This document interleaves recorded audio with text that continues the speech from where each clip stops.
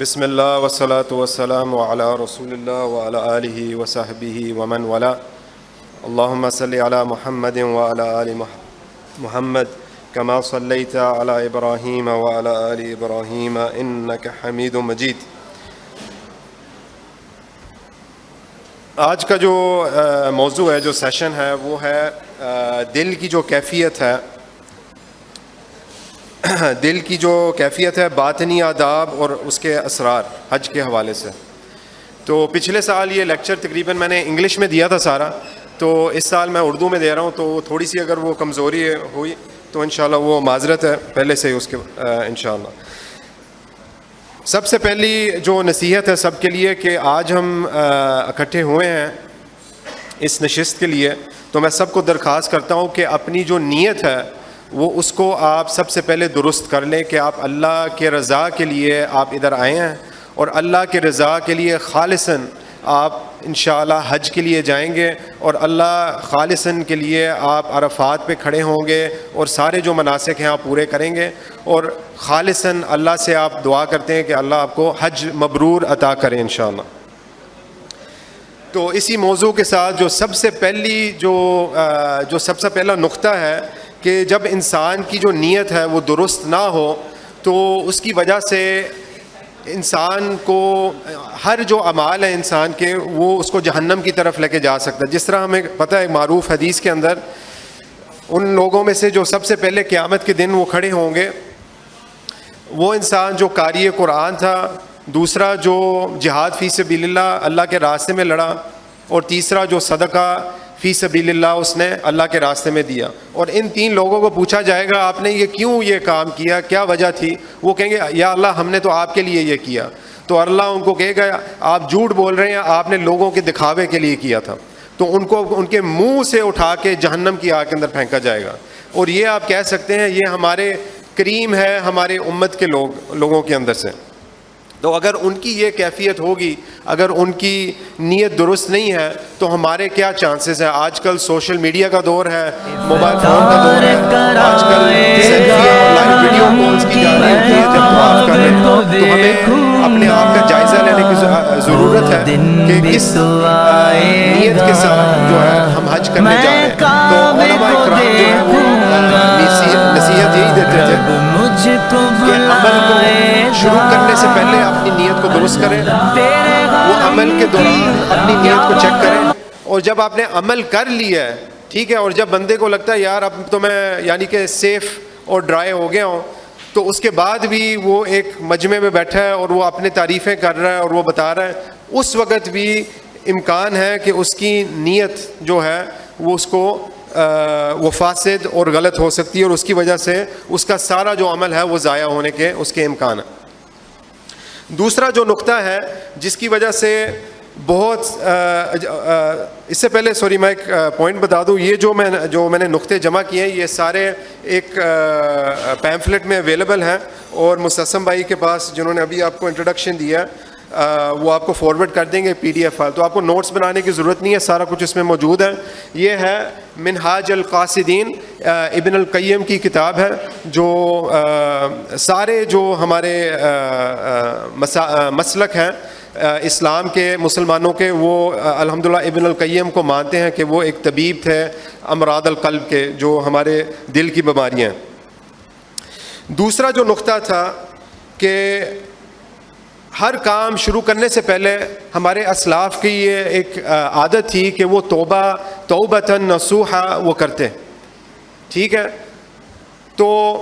جو لوگ توبہ کی کیا یعنی کہ اس کو کس طرح سمجھایا جائے, ایک تو ہوتا ہے استغفار کہ استغفر اللہ پڑھ لیا, اور ایک ہوتا ہے توبہ. توبہ ہوتی ہے کہ دل سے ندامت کہ بھی یہ میں نے ایک غلطی کی ہے, اس کو پہلے ریکگنائز کرنا کہ بھی میں نے یہ غلطی کی ہے. دوسرا حصہ ہے جب آپ نے ریکگنائز کر لیا کہ بھی یہ غلطی ہے, پھر آپ نے ارادہ بنانا, پکا ارادہ اللہ کے ساتھ کہ میں دوبارہ اس گناہ کو دوبارہ نہیں کروں گا. اور جب آپ نے یہ ارادہ بنا لیا تو پھر مسلسل آپ کوشش اپنی اور جد و جہد کرتے ہیں کہ دوبارہ اس گناہ میں آپ نہ گریں. تو اکثر علماء کہتے ہیں جب ایک انسان کو مشکلات آ رہی ہے خیر کے کام کی طرف آنے کی، اس کی وجہ یہ ہے کہ اس کے گناہ نے اس کا دل کالا سیاہ کر دیا، اور اس دل کا اتنا کالا سیاہ ہو گیا کہ اس سے خیر کے کام، اچھے کام، مسجد تک چل کے جانا، مسجد میں بیٹھنا، قرآن مجید کو پڑھنا، اس سے وہ کام نہیں ہوتے۔ تو یہ نہ ہو کہ ہم ایک حج کی سفر کے اوپر ہم نکل جائیں اور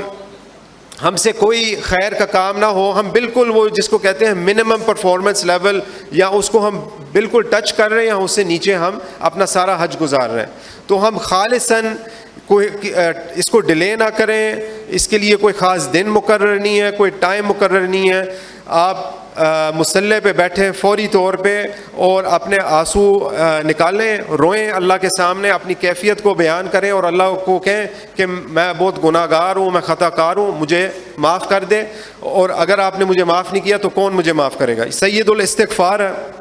جو آپ سب کو یاد ہوگی، اگر آپ گوگل میں لکھیں گے سید الاستغفار آپ کو وہ دعا مل جائے گی، بہت اہم دعا ہے، اور یہ الصحیحین میں یہ دعا ہے، تو اس کو ہم کثرت سے پڑھیں صبح اور شام کے ٹائم دل کے ساتھ کہ اللہ ہمارے گناہ معاف کر دے، تو انشاءاللہ ہمیں سب کو امید ہے کہ اللہ گناہ معاف کرنے والا ہے۔ اچھا، تیسرا نقطہ یہ ہے کہ جن پر ظلم کیا ہے ان کا حق ادا کریں، ٹھیک ہے۔ تو اب ہمیں پتہ ہے ہمارے معاشرے کے اندر جب وراثت کے مسائل ہوتے ہیں، خاص طور پہ ہماری بہنوں کے، بیٹیوں کے، وہ حق نہیں ادا کی جاتے، ٹھیک ہے۔ تو وہ مسائل کو سامنے رکھیں اور دیکھیں اگر وہاں پہ کوئی کمی پیشی ہے تو ان کو درست کریں۔ اگر گھر کے اندر آپ کی صلت الرحمیہ کٹ گئی ہے، بہن بھائی ایک دوسرے سے بات نہیں کر رہے، ماموں چاچا سے نہیں بات کر رہے، یا جو بھی مسئلے مسائل ہیں، وہ سارے کے سارے اپنی کوشش کم سے کم کریں کہ ان کے سامنے بیٹھیں، معافی مانگیں اور اپنے معاملات کو صحیح کریں۔ جو آپ کے کاروباری معاملات ہیں اس کے اندر اگر کوئی کمی پیشی ہے، کچھ آگے پیچھے ہے، ان سب کا جائزہ لیں اور ان کو بھی اس طرح سے سامنے لے کے آئیں اور ان کو اپنے نتیجے پہ لے کے آئیں۔ اگر آپ کا کوئی قرض ہے جس سے آپ نے لیا ہوا ہے تو وہ قرض آپ طے کر لیں۔ اب بعض طور پہ یہ ہوتا ہے کہ بھئی میں تو جا رہا ہوں حج اگلے ہفتے، یہ اتنی بڑی رقم ہے، میں اس کو کس طرح ادا کروں گا؟ تو اس کا حل یہ ہے کہ کسی تیسرے بندے کو ڈھونڈ لیں اور کہیں کہ یار اگر میں حج سے واپس نہ آ سکا، اگر میری وفات ادھر ہی ہوگی تو آپ میری ذمہ داری اٹھائیں گے یہ میرا جو رقم ہے اس کو ادا کرنے کی؟ اگر آپ نے کسی لوگوں کی امانت آپ نے رکھی ہے اپنے پاس تو اسے فوری طور پہ وہ امانت کو واپس لوٹا دیں لوگوں کو۔ گھر سے نکلنے سے پہلے آپ اہتمام کریں کہ کچھ صدقہ اللہ کے راستے کے اندر آپ خرچ کریں تاکہ آپ کے جو کمی پیشیاں ہیں آپ کی تیاری کے اندر وہ اللہ اس کو معاف کر دے۔ آپ کے جو توقعات ہیں، آپ کی جو ایکسپیکٹیشنز ہیں حج کے بارے میں، اکثر ہم توقعات حج کے بارے میں ہمارے درست نہیں ہیں، اس لحاظ سے ہم سوچ رہے ہوتے ہیں ہم کسی قسم کی ایک ہالیڈے پہ جا رہے ہیں اور جن کو ہم نے پیسے دیے ہیں وہ ہمیں یہ سروس دیں گے، وہ دیں گے، آگے پیچھے کوئی بھی چیز ہوتی ہے ہم بڑا ناراض ہوتے ہیں، ہم بہت ہمارے دل کے اندر گلہ ہوتا ہے، شکوہ ہوتا ہے۔ اور میں آپ کو اتنا بتا سکتا ہوں کہ حج والی جو کمپنیز ہوتی ہیں بہت ساری چیزیں ان کے اختیار سے باہر ہوتی ہیں، اس لیے یہ 40 لاکھ 30 لاکھ عوام مسلمانوں کو ان کا اہتمام کرنا، ان کی ساری لاجسٹیکل مینجمنٹ کرنی، یہ بہت ایک مشکل کام ہے، اور ضرور اس طرح کی چیزیں سامنے آتی ہیں جہاں پہ آپ کو صبر کے ساتھ کام لینا پڑے گا۔ نیک ساتھیوں کے ساتھ رہیں اور نیک ساتھیوں کی تلاش میں رہیں، ٹھیک ہے۔ تو یہ دیکھیں، یاد رکھیں کہ یہ ایک نیٹ ورکنگ ایونٹ نہیں ہے، یہاں پہ آپ دوستیاں بنانے نہیں جا رہے فار لائف، ٹھیک ہے۔ یہاں پہ آپ اپنی برادری کے لوگ نہیں ڈھونڈنے جا رہے، اور یہاں پہ آپ اپنے گاؤں کے لوگ یا آپ جہاں پہ آپ رہتے ہیں PWD میں رہتے ہیں جہاں بھی ان کے ساتھ آپ جا کے جڑ جائیں، یا آپ کسی خاص کاروبار یا کیریئر کے ساتھ آپ کا تعلق ہے ان کے ساتھ آپ جا کے لگ جائیں، نہیں، آپ نے تقویٰ کے اختیار کے اوپر آپ نے دیکھنا ہے کون سے لوگ ہیں جو اپنی پوری کوشش کر رہے ہیں مسجد الحرام کے اندر ٹائم گزارنا، جو نوافل پڑھ رہے ہیں، جو قرآن کی تلاوت کر رہے ہیں کثرت کے ساتھ، جو لغو باتیں ہیں، جو فضول باتیں ہیں ان سے دور رہ رہے ہیں، اجتناب کر رہے ہیں، چپ کر کے بیٹھے ہیں، ان لوگوں کے ساتھ آپ کوشش کریں، آپ ان کے ساتھ آپ حج کے اوپر جائیں. اور اگر اس طرح کے لوگ نہیں ہیں، جب آپ حج کے سفر کے اوپر آپ نکل گئے ہیں تو اس سے اگر آپ کے پاس کوئی فائدہ مند بات نہیں ہے کرنے والی، اس سے بہتر ہے کہ آپ چپ رہیں، اور جب آپ کو کوئی ساتھی اس طرح کا ملتا ہے تو آپ اس کے ساتھ جڑ جائیں.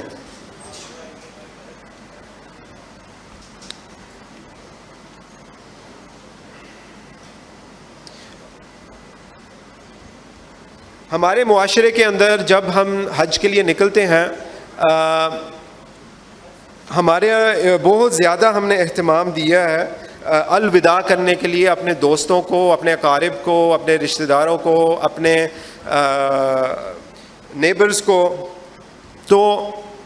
یہ ایک اچھی بات ہے لوگوں کے ساتھ سلام، دعا، استغفار جو معاملات کے اندر، لیکن اس چیز کو، اس کے اوپر بہت زیادہ پیسہ لگانا، بہت زیادہ ٹائم لگانا، یہ جو چیز ہے یہ شریعت کے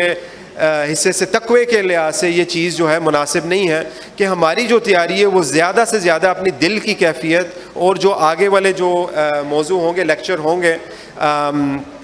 مناسک کے حوالے سے، ان کو آپ سمجھیں اور آپ کوشش کریں کہ آپ وہ والا حج کریں جو رسول اللہ صلی اللہ علیہ وسلم نے کیا تھا، اور آپ ان کے قدموں پہ چلیں. تو ظاہری بات ہے اگر آپ ٹائم لگائیں گے زیادہ سے زیادہ ڈشیں بنانے گھر پہ اور لوگوں کو انوائٹ کرتے، تو آپ کا ٹائم اس میں لگ جائے گا. تو کوشش کریں کہ ایک گیدرنگ رکھیں، مختصر سی، سمپل سادگی اختیار کریں، پانی چائے اور لوگوں کے ساتھ ایک جوائنٹ گیدرنگ رکھیں اور لوگوں کو بتا دیں اور لوگوں سے آپ الوداع کریں انشاءاللہ. یہ جو سفر ہے، یہ سفر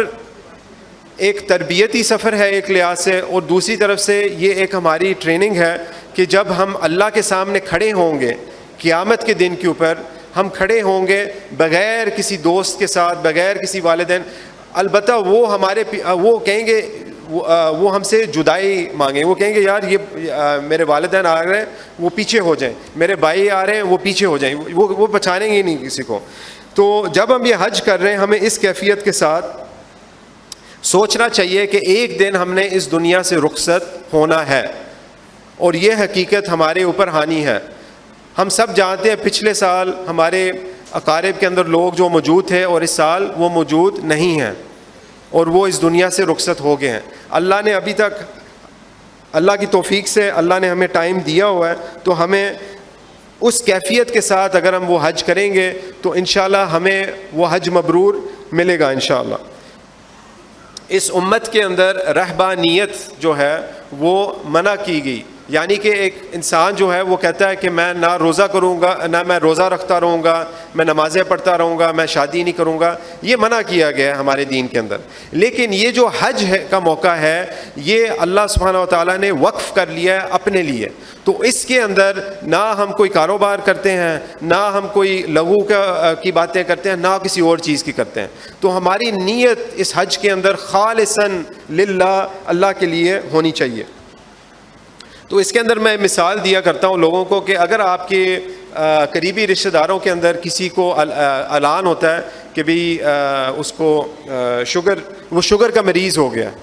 ٹھیک ہے، تو آپ اس کے سامنے 40 سے 50 اچھے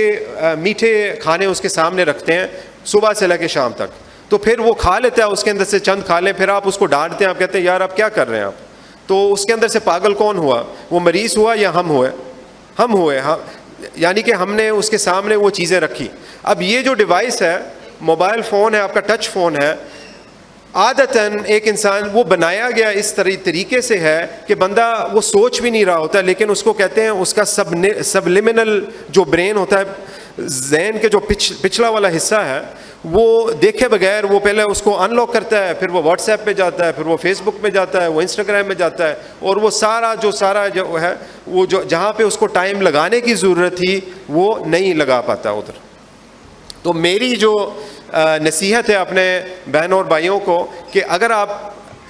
چاہتے ہیں کہ آپ کا حج ایک اور درجے کا ہو. یہ والا حج نہ ہو کہ جو عوام تو کرتی ہے حج، سارے لوگ 40 لاکھ مسلمان پوری دنیا سے حج کرتے ہیں، لیکن اگر آپ ایک حج مبرور چاہتے ہیں، اور میں یہ نہیں کہہ رہا کہ حج مبرور نہیں ہوگا اگر آپ اس نصیحت کے اوپر عمل نہیں کرتے ہیں، لیکن یہ ہے کہ آپ کے چانس بڑھنے کے زیادہ ہیں. وہ یہ ہے کہ آپ ایک سمپل نوکیا کا فون اپنے پاس رکھیں جس کے اوپر آپ کے ساتھ رابطہ ہو سکتا ہے، اور باقی جو ہے اپنا سارا ٹائم جو ہے اللہ کے لیے نفلوں کے اندر قرآن مجید پڑھنے کو، اور دیکھیں کس طرح جو ہے شیطان آپ سے بھاگے گا. پھر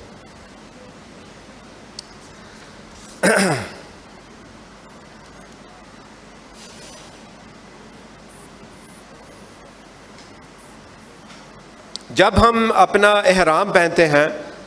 ہم اس کو پہنے، جب ہم اپنے کپڑے اتارتے ہیں اور اپنا احرام پہنتے ہیں، ہمیں کفن کو یاد کرنا چاہیے. اپنا جو کفن جو ہمیں پہنایا جائے گا جب ہم اس دنیا سے رخصت ہو جائیں گے، تو اگر آپ کو مسلسل جب آپ اپنے احرام کی طرف آپ دیکھیں گے، آپ کی نظر پڑے گی، آپ کو یاد آئے گا آپ کا کفن. ٹھیک ہے، وہ اس حاجی کی کیا کیفیت ہوگی اگر ہم برائے عکس اس انسان کی دیکھتے ہیں جو اس نے احرام پہن لیا اور اس نے کہا کہ بھئی یہ بھی ایک کام کرنے والا تھا، ٹک مار دی اس نے ڈبے کے اندر. بہت فرق ہے اس انسان کی دلی کیفیت کے اندر اور وہ اس انسان نے جس نے وہ فارمیلٹی کو پورا کر دیا. میں ٹائم دیکھ لوں، 15 منٹ ابھی ہوئے ہیں، 40 منٹ مجھے دیے گئے تھے، تو میں بس ٹائم کے احتیاط کرنی ہے. اب جب ہم اپنے احرام کے اندر آتے ہیں، حج کی کیفیت کے اندر ہم یعنی کہ داخل ہو جاتے ہیں، اس کے اندر اہم الفاظ جو ہم نے مسلسل ہم نے بولنے ہیں، تو اس کی ان چند الفاظ کے اوپر ہم نے غور و فکر کرنا ہے. لبیک اللہم لبیک، لبیک لا شریک لک لبیک، ان الحمد والنعمت لک والملک لا شریک لک. اب لبیک اللہم لبیک یعنی کہ اللہ نے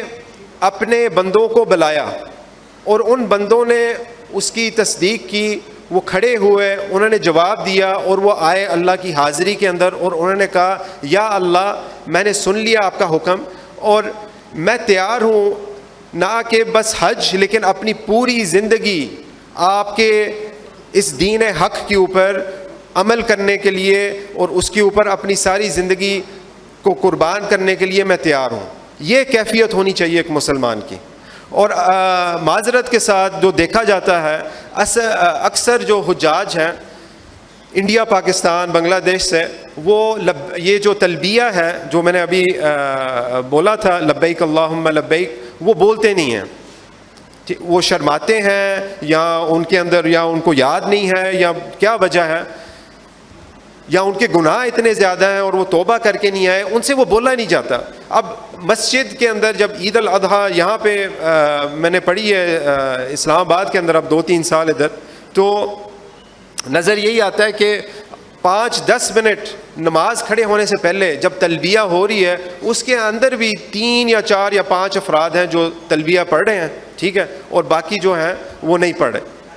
تو یہ غور و فکر کی بات ہے، اس لیے یہ ایک خاص رکن ہے حج کا. اور جو ہمارے مشائخ جو آئے آج وہ ہمیں مزید ڈیٹیل کے اندر اس پوائنٹ کو سمجھائیں گے کہ یہ ہم نے مسلسل ہم نے پڑھنا ہے اور ہم نے اس کو گھر کو بھی جا کے ہم نے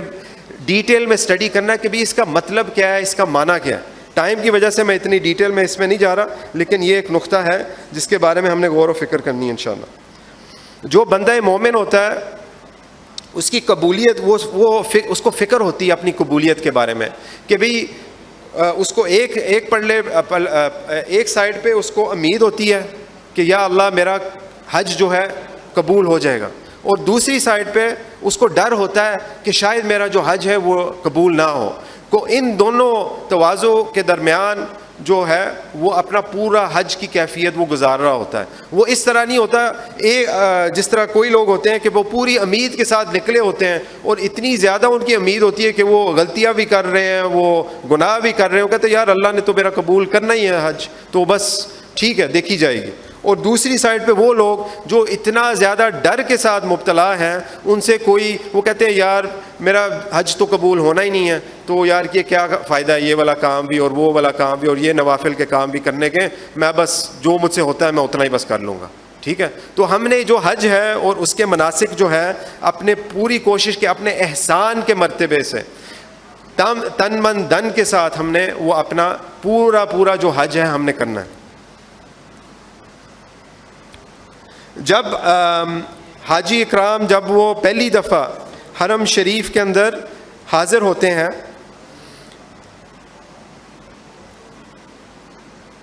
ان کو پوری امید ہوتی ہے اللہ کے اوپر کہ وہ عذاب سے امن کی امید رکھتے ہیں اللہ سے. یعنی کہ حرم یہ جگہ ہے جس کے اندر نہ کوئی جانور کی قربانی ہو سکتی, ادھر نہ عام جانور چھوٹے مچھر پرندے ان کو بھی مارا نہیں جا سکتا. تو جب ایک حاجی آتا ہے حرم شریف کے اندر, اس کو پر امید ہوتی ہے اللہ کے اوپر کہ اللہ جو ہے اس کے گناہ سارے معاف کر دے گا, اور اس کو امید ہوتی ہے کہ وہ عذاب جو ہے اللہ اس کے اوپر سے, اگر اس کیفیت کے اندر اللہ اس کی جان کو رخصت کر لیتا ہے, اس کو امید ہوتی ہے کہ اللہ اس کو عذاب سے امن دے گا.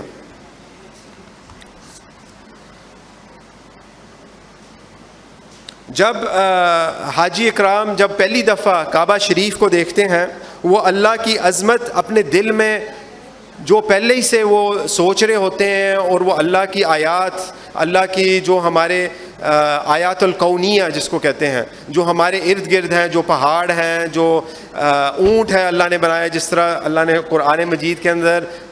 ہمیں بتایا, اپنے آپ کے اندر دیکھو, اپنے آنکھ, اپنی گردے دیکھو کہ کتنی زیادہ اس کے اندر نعمت ہے, کتنی زیادہ برکات اللہ نے آپ کو اپنی زندگی میں دی ہے. تو جب آپ کو وہ کعبہ شریف نظر آتا ہے, یہ ساری نعمتیں جو ہیں آپ کو یاد آتی ہیں. اور دوسرا جو موضوع ہے اس کا, دوسرا جو اس کا اسپیکٹ ہے, ہم یاد رکھتے ہیں اور ہم شکر ادا اللہ کا کرتے ہیں کہ اللہ نے ہمیں توفیق دی کہ ہم اللہ کے گھر آ سکیں. بہت سارے لوگ ہیں جنہوں نے نیت کی اس سال, ان کا ایمان تھا, ان کی کوشش تھی کہ وہ حج کے لیے جائیں, لیکن کسی وجہ سے, وہ مال کی وجہ سے یا اہل و عیال کی وجہ سے یا کوئی اور مسئلے مسائل کی وجہ سے وہ نہیں آ سکے. اور اس حد تک جس کا ویزا بھی لگ چکا ہے, آخری وقت تک کسی کے پاس گارنٹی نہیں ہے کہ وہ پہنچ سکے گا. اور جو جہاز پہ بھی چڑھ گیا اور وہ اپنے ہوٹل تک پہنچ گیا, اس کو بھی کوئی گارنٹی نہیں ہے کہ وہ پہنچ سکے گا حج کے مناسک اور خاص طور پہ عرفات کے دن کے لیے. تو یہ جو چیزیں ہیں ہم اس کو بہت لائٹلی لے لیتے ہیں. ہمارے معاشرے میں بھی ویزا لگ گیا, ٹکٹ لگ گئی, میں جا رہا ہوں بس, ٹھیک ہے, تو سوچتے نہیں اس کے بارے میں. تو اللہ سے مسلسل ہر وقت ہم بار بار اللہ سے دعا کرتے جائیں کہ یا اللہ ہمیں وہ توفیق دے وہ حج مبرور کی تکمیل کی. جس طرح میں نے پہلے کہا تھا طواف کے بارے میں, آج کل ہمارے ماشاءاللہ جو ہینڈ فونز ہیں, آپ بہت زیادہ ہمارے حجاج کو دیکھیں گے کہ وہ طواف کے دور کے اندر وہ ہینڈ فون کا استعمال ہو رہا ہے. اب یہ جو طواف ہے یہ ایک عبادت ہے, اور ابن القیم جو ہے رحمہ اللہ وہ کہتے ہیں کہ یہ جو طواف ہے اس کی کیفیت نماز کی طرح ہے. یعنی کہ جس طرح آپ نماز کے اندر آپ کا خشوع ہوتا ہے, اس طریقے سے طواف کے اندر آپ کا خشوع اسی طریقے سے ہونا چاہیے. تو کیسے ہو سکتا ہے کہ ہم سیلفیاں بنا رہے ہیں, لائیو سٹریم ویڈیو کالز کر رہے ہیں اور ساتھ ساتھ ہم طواف چلا رہے ہیں, ٹھیک ہے, اور بعد میں ہم اس کی اپلوڈنگ کر رہے ہیں, پھر اس کی کامنٹس پڑھ رہے ہیں, یا واہ واہ ماشاءاللہ حاجی صاحب نے تو اپنا پہلا طواف کر لیا, دوسرا طواف کر لیا. تو ہم زیادہ سے زیادہ کوشش کریں کہ جو بھی ہمارے اچھے اعمال ہیں وہ چھپا کے رکھیں تاکہ کسی اور کے نظر میں نہ آئے. ہم نے خالصاً اللہ کو خوش کرنا ہے. اگر ہم نے 1% ہم نے کسی اور کو شریک کر لیا ایک اچھے عمل کے اندر, وہ سارے کا سارا ضائع ہو گیا. ایک دودھ کا گلاس ہے, ایک قطرہ اس کے اندر پیشاب ڈال دیا کسی نے, کون اس کمرے میں اس حال کے اندر کون پیے گا اس کو؟ کوئی نہیں پیے گا. تو اللہ کے لیے جو عبادت ہے خالصاً ہونی چاہیے, اور اس کے اندر کوئی قسم کی ریاکاری نہیں ہونی چاہیے. اور جب آپ کے ساتھ ایک اچھی صحبت ہے, وہ اچھی صحبت آپ کو یاد کرائے گی, بھائی جان یہ والا جو کام ہے یہ مناسب نہیں ہے, یہ شاید اس کے اندر ریاکاری آ سکتی ہے, تو ہمیں اسے اجتناب کرنا چاہیے. تو اگر آپ کو کوئی نظر آئے کہ کوئی اس طرح کر رہا ہے, آپ کا ساتھی ہے, اس کو سائڈ پہ لے کے جائیں, پیار محبت کے ساتھ اس کو اچھے خوب طریقے سے اس کو سمجھائیں, اور انشاءاللہ امید ہے اللہ سے کہ اس کو وہ بات سمجھ آ جائے گی. اس کے بعد جو کعبے کا پردہ ہے، اگر آپ کو موقع ملے، اور یہ مناسک میں سے نہیں ہے، ویسے یہ دل کی کیفیت کی بات ہے کہ اگر آپ کو کعبے کا پردہ مل جائے تو اس کے ساتھ آپ چمٹ جائیں اور اللہ سے بھرپور دعا کریں، اپنی روئیں اللہ کے سامنے. کسی کو پتہ نہیں اگر دوبارہ آپ کو یہ موقع ملے گا یا نہیں ملے گا آپ کو. ملتزم ہے، کعبہ خانہ کے جو دروازہ ہے اور حجر اسود کے درمیان جو پٹی ہے، جو دیوار ہے، وہ ملتزم کہلائی جاتی ہے. اور اس کے اندر روایات ہیں، خاص طور پہ احادیث ہیں جہاں پہ صحابہ اکرام نے چمٹ لی تھی وہ جگہ، اور وہاں پہ انہوں نے خاص دعائیں کی ہیں، اور اس جگہ کی خاص فضیلت ہے. تو انسان اس طرح ہونا چاہیے کہ جس طرح ایک غلام ہوتا ہے، وہ اپنے مالک سے وہ پناہ کے لیے گیا ہوا ہے. یعنی کہ غلام اور ایک آپ کا ہوتا ہے نوکر. آپ کا نوکر اور غلام کے اندر فرق کیا ہوتا ہے؟ نوکر ہوتا ہے کہ بھی وہ چھٹیوں پہ چلے جاتا ہے، بیمار ہو جاتا ہے، وہ بیٹھ جاتا ہے، جب اس کی سیلری کا ٹائم آتا ہے وہ پیسے مانگتا ہے. جو غلام ہوتا ہے یہ کیفیت نہیں ہوتی، وہ 100% جو ہے وہ وقف کیا گیا ہے اپنے مالک کے لیے. اور اس طرح کیفیت ہوتی ہے ایک مسلمان اپنے رب کے ساتھ. تو مسلمان یہ نہیں ہوتا کہ وہ چند حصے جو ہیں اس کو اچھے لگتے ہیں اسلام کے، وہ قبول کر لیتا ہے، اور جو اس کو حصے سمجھ نہیں آتے یا اس کو مشکل لگتے ہیں اس کو وہ اگنور کرتا ہے. یہ مسلمان کی کیفیت نہیں ہے، یہ کیفیت ہی بنی اسرائیل کی جو قرآن کے اندر اللہ نے بتائی. افتؤمنون ببعض الکتاب وتکفرون ببعض الکتاب، کہ آپ ایمان لاتے ہیں بعض حصے کتاب کے اوپر اور بعض حصے کے اوپر آپ کفر لے کے آتے ہیں. تو اگر ہمیں حج کے اندر چیزوں کی سمجھ آتی ہے یا نہیں ہے، ہمیں مشکل لگتی ہے یا نہیں ہے، یہ ایک علیحدہ بات ہے. لیکن ہم نے اپنی طرف سے تن من دھن پوری کوشش کرنی ہے کہ ہم ہر مناسک جو ثابت ہے کہ رسول اللہ صلی اللہ علیہ وسلم نے کیے تھے، ہم نے ان کو اس طرح کرنا ہے. عمر رضی اللہ عنہ کی وہ روایت ہے جن کے اندر انہوں نے کہا تھا، وہ حجر اسود کو وہ بول رہے تھے، وہ کہہ رہے تھے اگر میں نے نہ دیکھا ہوتا رسول اللہ صلی اللہ علیہ وسلم کو آپ کے اوپر بوسہ کرتے، اگر میں نے وہ نہ دیکھا ہوتا میں آپ کے اوپر کبھی بوسہ نہ کرتا. ٹھیک ہے، تو یعنی کہ مسلمان کی عقیدت یہ ہے کہ ہم وہ عمل کرتے ہیں جو ثابت ہے رسول اللہ صلی اللہ علیہ وسلم کی سیرت سے اور ان کی جو مناسک بیان ہیں. جب حاجی کرام صفا اور مروہ کے درمیان وہ جا رہے ہوتے ہیں، اس کے اندر وہ باغ دوڑ چل رہی ہوتی ہے 7 دفعہ آگے پیچھے، اس کے اندر کیا کیفیت ہونی چاہیے مسلمان کی، کیا کیفیت ہونی چاہیے بندہ مومن کی؟ اس کے اندر کیفیت یہ ہونی چاہیے کہ وہ دیکھ رہا ہے کہ میں قیامت کے دن کے اوپر کھڑا ہوں، میرے سامنے میرا حساب ہے 2 پلڑوں کے اوپر، اور اللہ میرا حساب لینے لگا ہے اور میں بھاگ رہا ہوں دونوں طرف سے، ایک طرف سے دوسری طرف میں بھاگ رہا ہوں، اور میں ایک کیفیت ہے جو سمجھا نہیں سکتا. اور یعنی کہ وہ بندہ مومن وہ ڈھونڈ رہا ہے کہ بھی میں کدھر ہوں گا، میں جہنم کے لوگوں کے اندر ہوں گا یا جنت کے لوگوں کے اندر ہوں گا. تو یعنی کہ اس کے اندر ایک رحمت کی امید، جس طرح ہم نے پہلے بھی بات کی تھی، لیکن ایک ڈر بھی ہونا چاہیے کہ شاید میرا یہ جو عمل ہے اس کے اندر کوئی چیز آ جائے اس کے اندر جس کی وجہ سے یہ فاسد ہو جائے. جب بندہ مومن عرفات کے میدان میں کھڑا ہوتا ہے، اس کو نظر آتا ہے کہ بھیڑ کی طرح اتنی زیادہ دنیا وہاں پہ جمع ہوئی ہوتی ہے. تو جب وہ یہ چیز دیکھ رہا ہوتا ہے اس کو یاد آ رہا ہوتا ہے کہ وہ محشر کا میدان قیامت کے دن کے اوپر، جہاں پہ ساری کائنات وہ کھڑی کی جائے گی، وہ اپنے قبروں سے نکالی جائے گی اور وہ سارے اللہ کے سامنے کھڑے ہوں گے. اور کوئی لوگوں کا جو پسینہ ہے وہ اپنے گھٹنوں تک ہوگا، کوئی اپنے پیٹ تک، کوئی اپنی گردن تک، کوئی سر تک. یعنی کہ ہمیں تھوڑا سا ہم ٹائم نکالیں، قیامت کے دن کے اوپر کیا حساب کتاب ہوگا، کیسے ہوگا، ان چیزوں کے بارے میں یہ چیزیں معروف ہیں، علم کی کتابوں کے اندر ہیں. تو آپ ان کو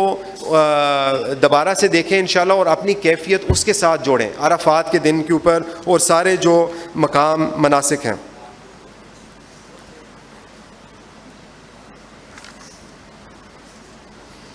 اس کے بعد جب ہم جمرات، میں چند یہاں پہ مناسک کی بات کر رہا ہوں، سارے مناسک انشاءاللہ وہ کور کیے جائیں گے بعد میں. تو جب جمرات کی ہم بات کرتے ہیں، جمرات کے اندر ہم اکثر دیکھتے ہیں تو لوگ جو ہیں بڑے بڑے پتھر جو ہے وہ اٹھا کے وہ پھینک رہے ہوتے ہیں، یا چپل پھینک رہے ہوتے ہیں، یا عجیب کیفیت. ہر سال ہم ویڈیوز آتی ہیں اور لوگ اس کے اندر زخمی بھی ہو جاتے ہیں. ٹھیک ہے، لیکن اس سنت ابراہیمی جو ہے اس کی کیا، یعنی کہ اس کی کیا بیک گراؤنڈ، اس کا کانٹیکسٹ کیا ہے؟ اس کا کانٹیکسٹ یہ تھا کہ جب اللہ نے اپنا حکم بھیجا ابراہیم علیہ السلام کو کہ وہ اسماعیل علیہ السلام کو قربان کریں، اس موقع کے اوپر شیطان آ گیا اور اس نے وسواس اور اس نے اپنی پوری کوشش کی کہ اسماعیل علیہ السلام اور ابراہیم علیہ السلام پیچھے ہٹ جائیں، اور وہ کہیں جس طرح ہماری کیفیت ہے، یار اتنے سال ہو گئے بیٹے کا انتظار کیا، اب کہتے ہیں یار اس کو قربان کر دو. یا بیٹا اٹھ پڑتا ہے، یار یہ تو جو میرا باپ ہے یا بوڑھا ہو گیا، پاگل ہو گیا. ٹھیک ہے، یہ تو ہماری کیفیت تو اس طرح ہونی تھی. لیکن ان کو پتہ تھا یہ اللہ کا حکم ہے، اور انہوں نے اس کے اوپر 2 منٹ نہیں سوچا. لیکن شیطان جو ہے اس نے وعدہ کر لیا ہے کہ پورے کائنات کو گمراہ کرنے کے لیے. ٹھیک ہے، تو یہ جو 7 کنکریاں جو ہم پھینکتے ہیں، ہم اس نیت کے ساتھ پھینکیں، اور اس کے اندر آپ کو کوئی زور سے پھینکنے کی ضرورت نہیں ہے، یا اس کے اندر پریکٹس کرنے کی ضرورت نہیں ہے. آپ نے بس اس کو آرام سے آپ نے پھینکنا ہے، اور آپ نے یاد رکھنے ہیں سارے موقع اپنی زندگی کے اندر جہاں پہ شیطان نے آپ کو گمراہ کرنے کی آپ کو کوشش کی ہے. آپ وہ موقع آپ یاد رکھیں جب آپ یہ کنکریاں پھینکیں، اور آپ نے اس بالکل آرام سے ان کو پھینکنا ہے. ٹھیک ہے، تواضع کے ساتھ، ہمبلنس کے ساتھ. اور آپ نے اس طرح نہیں پھینکنے جس طرح کرکٹ میچ کے اندر آپ فائنل اوور کے اندر رن آؤٹ کرنے کے لیے آپ کوشش کر رہے ہیں. ٹھیک ہے، یہ حج کے تھوڑے سے قصے تھے. اس کے اندر اب اس کے بعد جو ہے مدینے کی تھوڑا سا میں نے ذکر کرنا تھا. مدینہ وہ شہر ہے جو اللہ جل وعلا نے پسند کیا تھا اپنے رسول کے لیے. یہ شہر ہے جو اللہ نے پسند کیا تھا، وہ ہجرت جہاں پہ انہوں نے ہجرت کی تھی. یہ وہ شہر ہے جہاں پہ رسول اللہ صلی اللہ علیہ وسلم نے اور صحابہ کرام نے بہت زیادہ انہوں نے قربانیاں دی تھی. تو ہمیں اپنے رسول صلی اللہ علیہ وسلم کی سیرت کو دہرانے کی ضرورت ہے، اس کو سمجھنے کی ضرورت ہے، تاکہ جب ہم بھی اگر اللہ ہمیں توفیق دے اپنے نبی کے شہر کے اندر اترنے کے لیے، تو وہاں پہ ہم اس کیفیت کے ساتھ جائیں کہ ہم سوچیں ہماری کیا کمی پیشیاں ہماری زندگی کے اندر جس کی وجہ سے ہم رسول اللہ صلی اللہ علیہ وسلم کی زندگی مبارک سے پیچھے ہٹ گئے ہیں. ان کے کیا موقف ہیں جو ہم چاہیں گے ہم بھی انشاءاللہ اس دنیا کے ساتھ ان اعمال کے ساتھ ہم جائیں. تو آخری جو نقطہ ہے، آخری جو پوائنٹ ہے وہ ہے حج مبرور کے بارے میں. اب جس طرح میں نے پہلے کہا تھا، بہت سارے ہمارے مسلمان امت کے اندر لوگ ہیں جن کو توفیق ملتی ہے ہر سال حج کے اوپر جانے کے لیے، لیکن ان کے اندر سے بہت کم ہے جن کو حج مبرور کی توفیق ملتی ہے. تو حج مبرور کیا ہوتا ہے؟ حج مبرور ہوتا ہے، اس کی علامات کیا ہوتے ہیں، یعنی کہ کس طرح ہم ریکگنائز کر سکتے ہیں، اس کے سائنز کیا ہیں، کیسے ہم دیکھ سکتے ہیں یار کہ میرے اندر واقعی وہ علامات ہیں. پہلی جو چیز ہے کہ جب ہم واپس آتے ہیں حج سے، جو ہم گناہ کرتے ہوتے تھے ہم نے وہ گناہوں کو چھوڑ دیا ہے اللہ کے لیے، خالصاً اللہ کے لیے. دوسری جو چیز ہے، جو صحبت سو ہے، جو غلط کمپنی تھی، جو غلط صحبت تھی، جس کے ساتھ ہم ٹائم گزارتے تھے، جو ہمیں یعنی کہ وہ ہمیں نصیحت دیتے تھے، وہ کہتے یہ برا کام کرو، وہ کرو. ٹھیک ہے، ہم اس سے پیچھے ہٹ چکا ہے. وہ حاجی جس کے اندر علامات پائے جاتے ہیں حج مبرور کے، وہ ان لوگوں کے ساتھ اس کا اٹھنا بیٹھنا وہ ختم ہو چکا ہے. اس کو احساس ہوتا ہے کہ جو اس نے پہلی اپنی زندگی گزاری ہے وہ غفلت میں اس نے گزاری تھی، اور اب وہ جو ہے اس نے پوری نیت کی ہے کہ وہ جو غفلت کی زندگی سے وہ پیچھے ہٹ کے وہ دروازہ بند کرنا چاہتا ہے اپنی زندگی کے اندر، اور وہ نئے دروازے اپنے زندگی کے اندر کھولنا چاہتا ہے، جس کے اندر وہ قرآن مجید کے ساتھ وہ تعلق وہ بنانے کے اندر قائم ہے، مشغول ہے. اس کو پڑھنے کے لیے کس طرح اس کو پڑھا جاتا ہے، اس کا علم حاصل کرنا، اس کے اندر عمل لے کے آنا اپنی زندگی کے اندر، اور پھر اس کی دعوت آگے دینی لوگوں کو. یا اگر میں ایک چیز کو میں بلیو کرتا ہوں کہ یار یہ جو ڈیوائس ہے بڑی زبردست ہے، یہ سب کے پاس ہونی چاہیے. اس کے اندر یہ فیچرز ہیں. جو میرے پیارے ہیں, جو میرے اقارب ہیں, جو میرے اکابری, میں ان کو بتاؤں گا, میں سب کو بتاؤں گا کہ بھئی یہ چیز جو ہے آپ کو اس سے بہت فائدہ ہوگا. تو یہ کیسے ہو سکتا ہے؟ جو کتاب اللہ نے نازل کی ہے, جو سب سے اہم کتاب ہے اس دنیا کے اندر جو اللہ نے نازل کی تھی, ہم اس کو آگے پہنچاتے نہیں ہیں لوگوں کو. اس کا مطلب یہ ہے کہ ہم نے اس کتاب کی تصدیق نہیں کی صحیح طریقے سے, ہم نے صحیح طرح سے اپنے دل کے اندر اس کتاب کو نہیں اتارا. تو جب ہم حج پہ جا رہے ہیں, ہم اپنے ساتھ ایک قرآن, ترجمے والا قرآن ساتھ لے کے جائیں. اور جس طرح میں نے ذکر کیا تھا, موبائل فون کے عکس میں اس کے بجائے موبائل فون کو ہم بار بار کھولیں, ہم قرآن مجید, ایک ہارڈ کاپی کی میں بات کر رہا ہوں, اس لیے موبائل فون جب ہاتھ میں ہوگا, چند منٹ کے لیے بندہ قرآن مجید ایپ کے اوپر پڑھے گا, وہ کہے گا یار اب تو میں تھک گیا ہوں, چلو بس تھوڑی سی براؤزنگ کر لیتے ہیں, اور پتہ بھی نہیں لگتا 2 3 4 گھنٹے ٹک ٹاک اور فلاں چیزوں کے اوپر وہ ضائع اور برباد ہو جاتے ہیں. تو ہم کوشش کریں کہ ہم پیپر کے اوپر واپس جائیں, جو ایک سنت کا ایک طریقہ تھا, اور قرآن کے ساتھ ہم اپنا جو رشتہ ہے اور تعلقات ہیں اس کو دوبارہ سے ہم اس کے اوپر اس کو قائم کریں انشاءاللہ. اور جو آخری نقطہ ہے کہ جو قرآن مجید کو پڑھتا ہے, جو اس کے اوپر عمل کرنے کی کوشش کرتا ہے, اس کے اندر احساس پیدا ہوتا ہے کہ میں اس قرآن کو صحیح طریقے سے سمجھ نہیں سکتا جب تک میں نبی پاک کریم صلی اللہ علیہ وسلم کی زندگی کو میں سمجھوں نہ, اس کو پڑھوں نہ, اور اس کے اوپر میں عمل کرنے کی کوشش نہ کروں. تو یہ چند نصیحتیں تھیں, اور انشاءاللہ مستعصم بھائی آگے انشاءاللہ پہنچا دیں گے سب کو. مدارج السالکین کتاب کا نام تھا, اور اس کے جو مؤلف ہیں وہ ابن القیم ہیں. اللہ ہم سب کو توفیق دے, جو ہم نے سنا ہے اور جو ہم نے پڑھا ہے حج کے بارے میں, اور جب ہم آگے بھی پڑھیں گے اور سنیں گے اس کے اوپر ہمیں عمل کرنے کی توفیق دے. اور اللہ جل وعلا ہمارے سارے گناہ معاف کرے, ہمیں توبہ کی توفیق دے, اور انشاءاللہ ہم واپس لوٹیں جس دن ہم پیدا ہوئے تھے اور ہمارے گناہ اس دن ہمارے سارے معاف تھے, اسی طریقے سے جب ہم واپس آئیں حج سے ہمارے سارے گناہ جو ہیں وہ معاف ہو جائیں. اقول قولی ھذا استغفر اللہ لی ولکم فاستغفروا انہ هو الغفور الرحیم.